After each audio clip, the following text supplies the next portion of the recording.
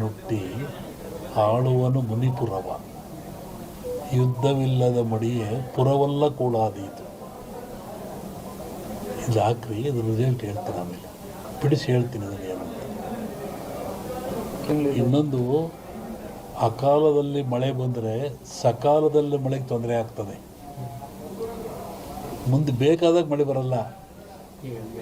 ಈಗ ಬಂದು ಬಿಡಿತಲ್ಲ, ಮುಂದೆ ಒಳ್ಳೆ ಬಿತ್ತನೆ ಕಾಲ, ಬೆಳೆ ಕಾಲ, ಬೇಕಾದಾಗ ಬರಲ್ಲ. ಅಕಾಲದಲ್ಲಿ ಮಳೆ ಬಂದರೆ ಸಕಾಲಿ ತೊಂದರೆ ಆಗ್ತದೆ. ಈ ಸರಿ ಅಂಥದ್ದು ಏನಿಲ್ಲ, ಸಮತೋಲನ ಆಗ್ತದೆ. ಇನ್ನೂ ಜಲಪ್ರಳಯ ಇದೆ, ರಾಜ್ಯದಲ್ಲಿ ಜಲಪ್ರಳಯ ಇದೆ. ಇಡೀ ಭಾರತ, ಇವು ಜಗತ್ತಿಗೆ ಇದು. ಸಾಗರದಲ್ಲಿ ಒಂದು ಅಚ್ಚರಿಯ ಸಂಗತಿ ಕಾಣುತ್ತೆ. ಜಲಸ್ಫೋಟ ಅಂತ ಹೇಳಿದ್ದೆ ನಾನು, ಅಲ್ಲಿ ಒಂದು ಆಗ ಲಕ್ಷಣ ಇದೆ. ಈ ಎರಡು ಸೇರಿ ಮನುಷ್ಯರೇ ಮಾಡೋದಲ್ಲಿ ಕೆಲವೊಂದು ಹೇಳೋಕ್ಕೆ ಹೆದರಿಕೆ ಆಗುತ್ತೆ. ಪರಿಹಾರ ಏನೆಲ್ಲ, ಭಗವಂತನ ಧ್ಯಾನ ಮಾಡಬೇಕು ಅಷ್ಟೇ. ಯಾವ ಪೂಜೆ ಪುರಸ್ಕಾರದಿಂದ ಏನು ಉಪಯೋಗ ಆಗಲ್ಲ. ನೇರವಾಗಿ ಭಗವಂತನ ಧ್ಯಾನ ಮಾಡೋದೇ ಮುಖ್ಯ. ನೆನೆಸ್ಬೇಕು ಭಗವಂತ. ಸೂಳೆಯ ಮಗನುಟ್ಟಿ ಆಳುವನು ಮುನಿಪುರವ, ಯುದ್ಧವಿಲ್ಲದ ಮಡಿಯೇ ಪುರವಲ್ಲ ಕೂಡಾದೀತು. ವಿಷ್ಣು ವಾಮಾವತಾರದಲ್ಲಿ ವಾಮನ ಭೂಮಿ ಕೇಳಿದ, 3 ಅಡಿ ಭೂಮಿ ಕೇಳಿದ, ಎಲ್ಲ ಉಳಿತು. ಅಮೇರಿಕಾ ದೇಶದಲ್ಲಿ ಅಲ್ಲೇ ತುಳಿದವನ್ನ ವಿಷ್ಣು ವಾಮಾವತಾರದಲ್ಲಿ ಬಲಿಯ. ಅದನ್ನು ಮುನಿಪುರ ಅಂತ ಕರೆದರು. ಏನ್ಸಂಡ್ ಇಂಡಿಯನ್ ಹಿಸ್ಟ್ರಿ ಒಳಗೆ ಅಮೇರಿಕವನ್ನು ಮುನಿಗೆ ದಾನ ಕೊಟ್ಬಿಟ್ಟನಲ್ಲ ಅವನು, ವಾಮನಿಗೆ ದಾನ ಕೊಟ್ಟನಲ್ಲಪ್ಪ, ಅದು ಮುನಿಪುರ ಅಂತ. ಯುದ್ಧವಿಲ್ಲದ ಮಡಿಯ ಪುರವಲ್ಲ ಕೂಡಾದೀತು ಅಂತ. ಮುನಿಪುರ ಅಂದರೆ ಅಮೇರಿಕವನ್ನು ಮುನಿಪುರ ಅಂತ ಕರೀತಾರೆ. ಅದು ಅಮೇರಿಕ ಒಂದು ದೇಶದಾಗಿರಲಿ, ಎಲ್ಲರೂ ಸೇರ್ಕೊಂಡ್ರದಲ್ಲಿ. ಶ್ರಾವಣದ ಮೇಲೆ ಹೇಳ್ತೀನಿ ಅದ್ರ ಬಗ್ಗೆ. ಹೇಳಿದ್ದೀನಿ, ಇನ್ನೂ ನೋಡ್ತಿರ್ಬೇಕಾರೆ. ಹಿಂದೆಲ್ಲ ಹೇಳಿದ್ನಲ್ಲ, ಮೊನ್ನೆ ಹೇಳಿದ್ದೆ. ಕೆಲವು ಮುಳುಗ್ತವೆ ದೇಶಗಳು, ಕೆಲವು ಹೇಳ್ತವೆ, ಹೊಸ ರಾಜ್ಯಗಳು ಉತ್ಪತ್ತಿ ಆಗ್ತವೆ ಅಂತ ಮೊನ್ನೆ ಹೇಳಿದ್ನಲ್ಲ. ಮತ್ತು ಮದ್ದಿಲ್ಲದ ಕಾಯಿಲೆ ಬರುತ್ತೆ, 5 ವರ್ಷ ಇರುತ್ತೆ ಕಾಯಿಲೆ ಅದು. ಮತ್ತು ಕೊರೋನಾ ಬಂತಿದ್ದು, ಇದು ಇನ್ನೊಂದು ರೂಪವನ್ನು ತಾಳುತ್ತೆ. ಆದರೆ ಸಾವು ನೋವು ಕಮ್ಮಿ, ಕಾಯಿಲೆ ಮಾತ್ರ ಈ ಸಂವತ್ಸರದಲ್ಲಿದೆ. ಹೊಸ ರೋಗ ಉತ್ಪತ್ತಿಯಾಗಿ ಉಸಿರಿಗೆ ಸಂಬಂಧಪಟ್ಟದ್ದು ಜನ ಆ ಥರ ಸಾಯ್ತಾರೆ. ಆಗ ಭೂಮಿ ಹೇಳಿದ, ಭೂಮಿ ಗುಡ್ಡ ಬಿಡಿ ಉಳ್ತವೆ ಅಂತ ಹೇಳಿದ್ದು ನಾನು. ಬೆರೆಯುತ್ತೆ, ಉಳುತ್ತವೆ, ಸಮುದ್ರ ಜಲಬಾಧೆ, ಜನ ಸಾಯ್ತಾರೆ. ಮೊನ್ನೆ ಹೇಳಿದ್ನಲ್ಲ, ಅದೆಲ್ಲ ನಡೀತಾ ಇದ್ದಾರೆ, ಇನ್ನೂ ಇದೆ ಅದು.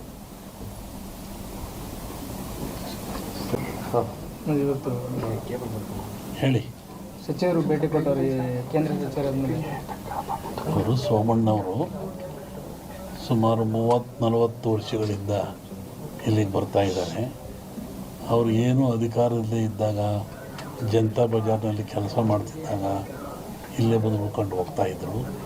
ಅವರಿಂದ ಮಠದ ಮೇಲೆ ಭಕ್ತಿಯಿಂದ ನಡ್ಕೊಳ್ತಾ ಇದ್ದಾರೆ. ಮೊನ್ನೆ ತುಮಕೂರ ಗೆದ್ದೆ ಮಂತ್ರಿ ಆದೇ ಬರೋಕ್ಕಾಗಿಲ್ಲ, ಮಠಕ್ಕೆ ಬರ್ತೀನಿ ಅಂತವ್ರು ಅದನ್ನೇ ಬಂದರು. ಈಗಲೂ ಅದನ್ನೇ ಹೇಳ್ತಾಯಿದ್ರು, ನಾನು ಜೀವನದಲ್ಲಿ ಮಠ ಬರ್ತಿಲ್ಲ, ಏನಾರ ಅನ್ನ ತಿಂದರೆ ಇಲ್ಲಿಂದ ನಾನು ಭಕ್ತ ಬಂದು, ನಾನು ಭಕ್ತಿಯಿಂದ ಬಂದಿದ್ದೀನಿ, ಮಂತ್ರಿಯಾಗಿ ಬಂದಿಲ್ಲ, ಶಿಷ್ಯನಾಗಿ ಬಂದಿದ್ದೀನಿ ಅಂತ ಹೇಳಿದರು. ಹಂಗೆ ಅವ್ರು ಒಳ್ಳೆಯದಾಗಲಿ, ಯಶಸ್ಸಾಗಲಿ ಅಂತ ಹಾರೈಸ್ತೀವಿ. ಸಂಕ್ರಾಂತಿ ಕಳೆದ ಮೇಲೆ ಒಂದು ಯೋಗ ಇದ್ದಂಗೆ ಕಾಣಿದೆ. ಇವರಿಗೆ ಅಂತಲ್ಲ, ರಾಜ್ಯ ಮಟ್ಟದಲ್ಲಿ ಒಂದು ಉನ್ನತ ಯೋಗ ಅವಕಾಶ ಇದೆ. ಹೋಗಿದ್ದಾರಲ್ಲ, ಅದು ರಾಜ್ಯದ ಮಟ್ಟದ್ದು. ನಿಮ್ಮ ರಾಜ್ಯದ ಮಟ್ಟಕ್ಕೆ ಸಂಕ್ರಾಂತಿ ಮೇಲೆ ರಾಜಕೀಯ ವಿಪ್ಲವ ಆಗೋ ಲಕ್ಷಣ ಇದೆ. ನಾನು ಮೊದಲೇ ಹೇಳಿದ್ದೆ, ಯುದ್ಧಗಳಾಗ್ತದೆ, ಜಲಪ್ರಳಯವಾಗ್ತದೆ, ವಾಯುಪ್ರಳಯ ಆಗ್ತದೆ, ಭೂಪ್ರಳಯವಾಗ್ತದೆ, ಎಲ್ಲ ಜನ ಸಾಯ್ತಾರೆ, ಆಕ್ರಮಣ ಹೆಚ್ಚಾಗ್ತವೆ, ಮೇಘ ಸ್ಫೋಟ ಆಗ್ತದೆ ಅಂತ ಹೇಳಿದ್ದೆ ನಾನು. ಇನ್ನೂ ಒಂದು ಮೇಘ ಸ್ಫೋಟ ಆಗೋದ್ರಿದೆ,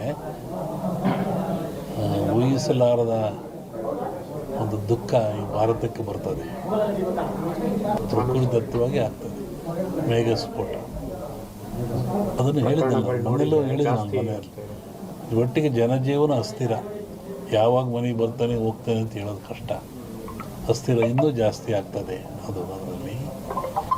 ಅರಸನಾಲಯಕ್ಕೆ ಕಾರ್ಮೋಡ ಕವಿದೀತು. ಅದು ರಾಜ್ಯಕ್ಕೂ ಇದೆ, ಸೆಂಟ್ರಲ್ಗೂ ಇದೆ. ಹಿಂದೆ ಹೇಳಿದ 2-3 ಜನ ಪ್ರೈಮ್ ಮಿನಿಸ್ಟರ್ ಕೊಲೆ ಆಗ್ತಾರೆ, ಸಾಯ್ತಾರೆ ಅಂತ, ಅದು ಆಗ್ತದೆ. ಸಂವತ್ಸರ ಪರದಲ್ಲಿ ಕಷ್ಟ, ಗುಣಲಕ್ಷಣ, ದ್ವೇಷ, ಅಸೂಯೆ. ಈ ಮಧ್ಯೆ ಒಂದಿಬ್ಬರು ಬಲಿ ಆಗ್ತಾರೆ. ಹೇಳಿದ್ದಲ್ಲ, ಸಂಕ್ರಾಂತಿ ಮೇಲೆ ವಿಪ್ಲವ ಆಗೋ ಲಕ್ಷಣ ಇದೆ. ಇಲ್ಲ ಸರ್, ಸಿದ್ದರಾಮಯ್ಯಗೆ ತೊಂದರೆ ಇಲ್ಲ. ಮೂಡ ಬರುತ್ತೆ, ಮೂಡ ಹೋಗುತ್ತೆ ಅಷ್ಟೆ. ಏನು ಆಶೀರ್ವಾದ ಬಂದಿಲ್ಲ, ಆಶೀರ್ವಾದ ಆಗ್ತದೆ. ಹೇಳ್ತೀನಿ, ಜಗತ್ತಿನ ಸುದ್ದಿ ಈಗಲೂ ಇದೆ. ಅವಾಗ ಸಂಕ್ರಾಂತಿ ಒಳಗೆ ಮೇಘ ಸ್ಫೋಟ ಅಂದಲ್ಲ, ರಾಜಕೀಯ ವಿಪ್ಲವ, ಇನ್ನೊಂದು ಸತಿ ಥರ ಆಕ್ಸಿಡೆಂಟು ಆಗೋ ಲಕ್ಷಣ ಇದೆ.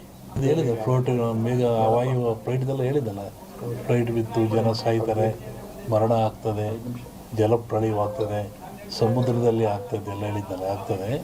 ಇನ್ನೊಂದು ಶ್ರಾವಣದಲ್ಲಿ ಹೇಳ್ತೀನಿ, ಜನವರಿ ಒಳಗೆ ಒಂದು ದೊಡ್ಡ ಆಘಾತ ಆಗೋ ಲಕ್ಷಣ ಇದೆ ಇಂಡಿಯಾಕ್ಕೆ.